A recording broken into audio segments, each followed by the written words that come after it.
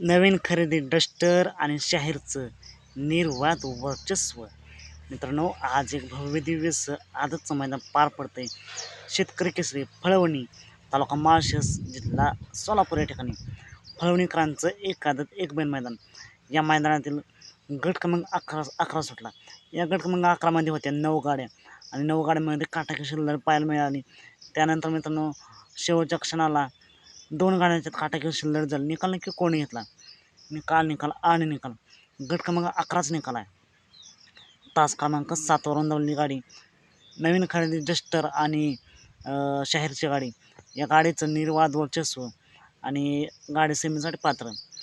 आजच्या मैदानासाठी सेमीसाठी डस्टर आणि शाहीरला खूप साऱ्या शुभेच्छा.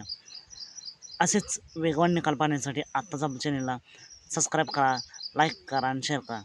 निकालाचा बादशाह सबस्क्राईब करून ठेवा. चला तर मग भेटूया पुन्हा एकदा नवीन अपडेट्स भन्नाट अशा नवीन व्हिडिओमध्ये.